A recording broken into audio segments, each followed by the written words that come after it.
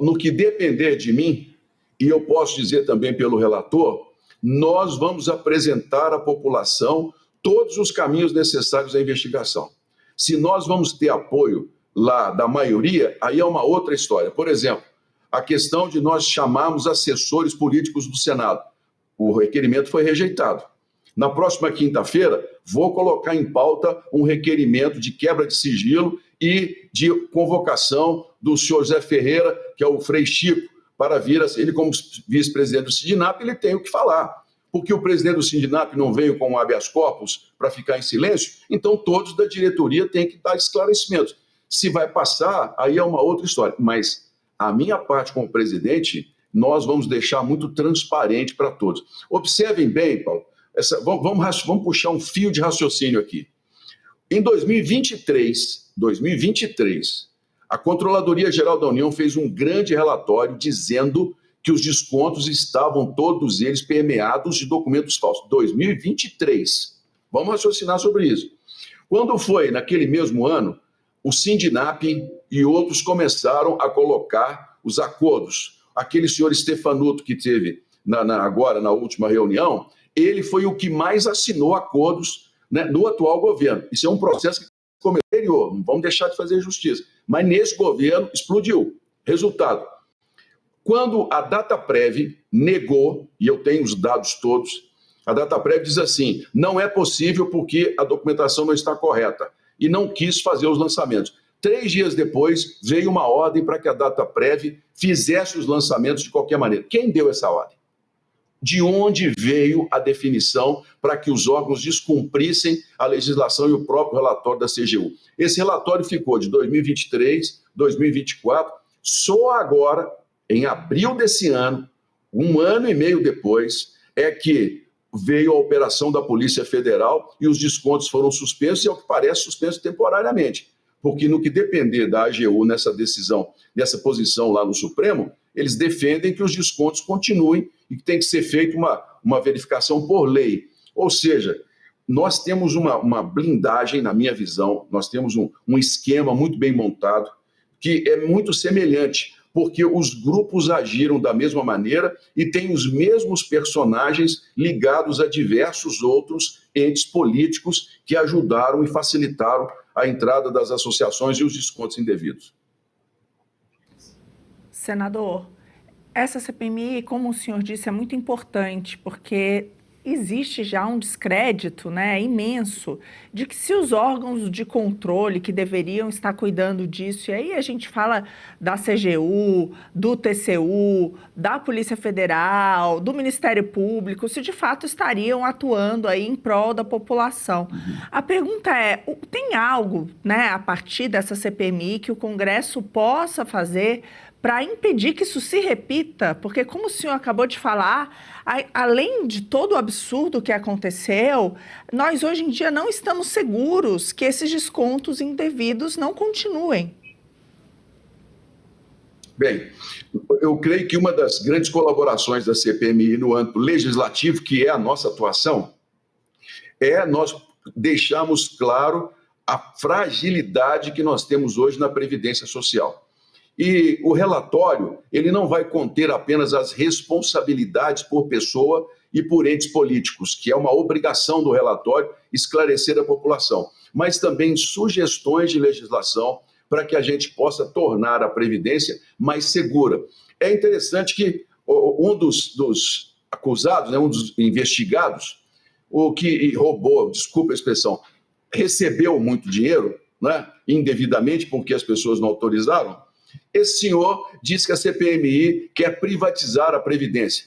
Olha, se nós chegarmos a um ponto, qual é o melhor caminho que nós poderíamos ter? Uma Previdência que se tornasse um fundo de pensão fiscalizado pelo Banco Central, em que as pessoas tivessem uma conta e essa conta elas depositassem o seu dinheiro e ali esse dinheiro tivesse um investimento. É uma das sugestões que nós podemos trazer para tirar do âmbito político, tirar de decisões de governo ou daquele outro governo a influência sobre a Previdência. Porque, observem bem, nós temos um grupo, uma máfia bilionária que entendeu como funciona muito bem a Previdência, que corrompeu procuradores, corrompeu advogados, corrompeu servidores públicos, comprava dados no mercado negro. As pessoas chegavam a ponto de colocar, como disse o próprio senhor Stevanuto, colocar equipamentos para roubar senhas das pessoas dentro dos computadores da Previdência Social, porque custa uma fortuna vender um cadastro. Então, esses grupos, eles sobreviveram ao longo do tempo e foram se sofisticando. E o que é mais interessante, quando eles se juntaram com os sindicatos, eles conseguiram também, a meu ver, e é o que está caminhando aqui, a leniência dos órgãos de controle, porque os órgãos de controle passaram a ter indicações políticas, e indicações políticas que têm favores a dar a quem está no comando. O próprio controlador-geral da União que esteve conosco, ele omitiu uma série de informações para a CPMI sobre não ter agido corretamente. Então, isso lá no final tem que ser colocado a público, porque existe o crime de prevaricação, se ficar comprovado que não se tomou, porque é o que está caminhando para isso, mas também de como nós vamos fazer com que esses órgãos de controle se tornem independentes e estejam fora da alçada política para que funcionem corretamente no interesse da população brasileira. Perfeito, senador. Nós sabemos que você já vai ter que sair, infelizmente, mas se puder rapidamente, a gente recebeu um superchat aqui e eu depois até sugiro que leia aí muitas mensagens de apoio à CPMI, mas perguntando se tem aí alguma relação entre a reforma trabalhista que tirou a obrigatoriedade da contribuição sindical e todo esse esquema, né? Porque nos parece que, de fato, os sindicatos precisaram de, vamos dizer assim, uma outra forma de se financiar. Sim. Olha, o Pablo está corretíssimo. Os sindicatos, quando perderam aqui a capacidade de descontar obrigatoriamente dos trabalhadores, teriam que se reinventar. Os sindicatos teriam que criar novas formas de servir, de buscar, de capacitação, mas eles não quiseram isso. Eles continuaram trabalhando como os sindicatos lá dos anos 70 e 80, em que massas de semi-analfabetos brasileiros vinham para as cidades e se defendiam dentro dos acordos trabalhistas. Isso mudou. O mundo hoje, o trabalho, ele mudou, o emprego está acabando, mas a forma de ser remunerado ganhou várias perspectivas. Então, os sindicatos perceberam esse vazio e, ao contrário de, como eu disse, se reinventarem, buscaram uma forma de descontar. Esses sindicatos são responsáveis, em boa parte, pelo apoio eleitoral a políticos, a grupos ideológicos, a toda uma série de organizações. São esses sindicatos que pagam muitas vezes manifestações com carros de som, com dinheiro descontado dos trabalhadores. São eles que bancam muitas vezes os movimentos que vêm a Brasília fazer manifestações para apoiar o governo. São esses sindicatos que apoiam com toda uma estrutura externa esse complexo que a esquerda brasileira criou hoje em nosso país e que é um complexo bilionário, regido com esses programas que hoje, infelizmente, criam dependência total do dinheiro público e também dinheiro descontraídamente, que por fora gera organizações, gera uma série de ONGs que são habilitadas a processar, por exemplo, sites e TVs que são de direita ou de centro.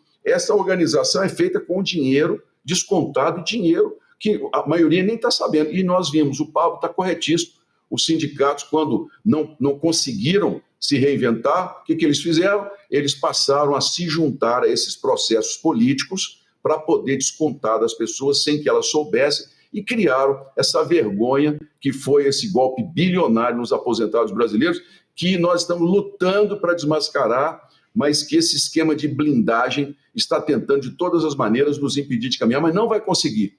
Que a população brasileira já sabe quem está a favor da verdade ou não. Legal, gostou desse corte? Estamos ao vivo de segunda a sexta-feira, das 10 ao meio-dia, no YouTube da Revista Oeste. Eu, Marina Helena, Adriana Reide e Paula Camacho analisamos as principais notícias do dia. E siga as nossas redes sociais, @oestcom.elas.